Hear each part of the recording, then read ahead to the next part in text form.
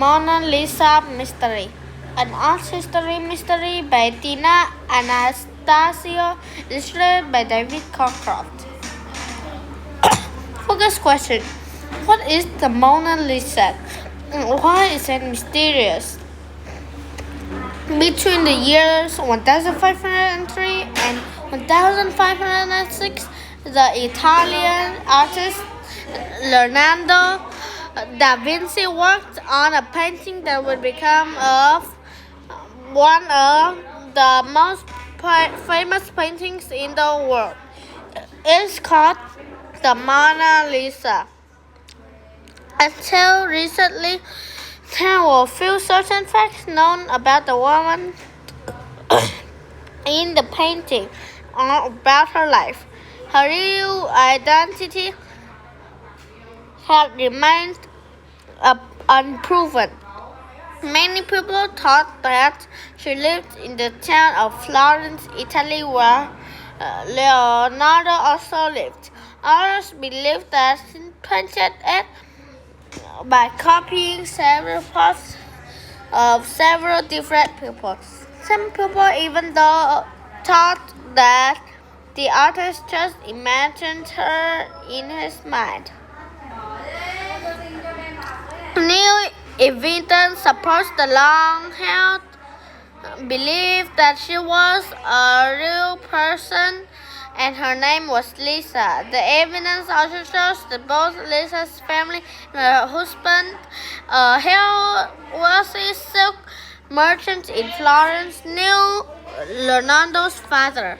The small painting has been hanging in the Louvre Museum in Paris, France for over 200 years. Every day, visitors become to stare at her mysterious smile and her eyes.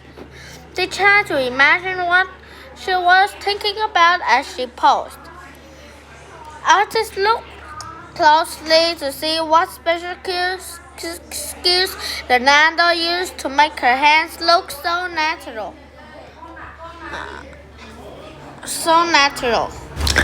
How did he create shadowy background behind her? In 1911, another mystery about the Mona Lisa was created. The painting disappeared and didn't come back for over 2 years. On August 22, 1911, an artist came to the Louvre Museum to study and copy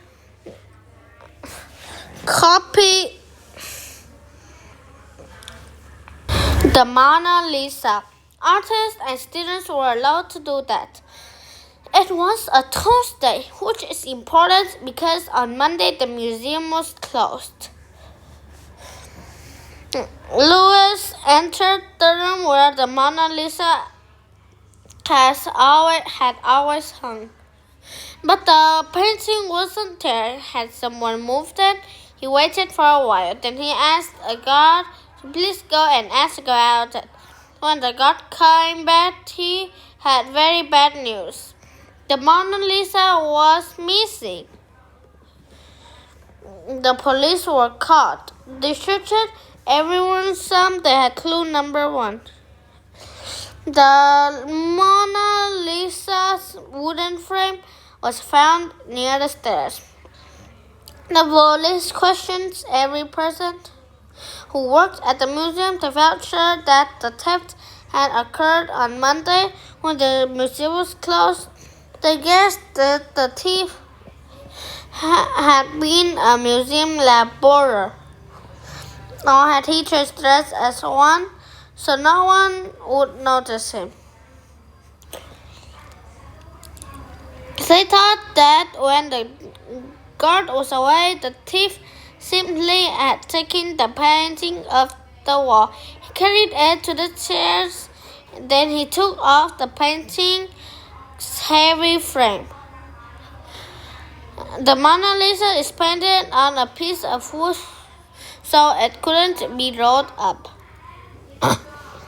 He had put the painting under his work shirt and gone down the stairs. The door was locked. He knew how to take off the lock, so he did. Then he walked outside and was gone. The museum closed for a week. The police talked with everyone they could think of. They closed all the border crossings in and out of France. Fingerprint experts arrived. The fingerprinted people came from all over the city and put the fingerprints on file. Every day people waited to hear what police had learned. When the museum opened again, people came to stare at the empty space where the Mona Lisa had hung for over 100 years. I just couldn't believe that the Mona Lisa was gone. Then the police found clue number 2. Clue number 2 was a thumbprint. It was on the glass of the frame that they found by the stairs. The experts compared the thumbprint on the glass to other thumbprints they had put in the file. Would one match? Would this print solve the crime? There was a big problem. The thumbprint on the glass was from the thief's left hand. The fingerprint experts had taken prints from people's right hands. They couldn't match the right hand prints in the file to the thief's left thumbprint. Everyone was upset. No one knew what to do next. For the next 2 years, people called the police almost every day. Everyone had a new theory about what had happened to the Mona Lisa or where it was, but there was no real clues. The Mona Lisa seemed to have vanished.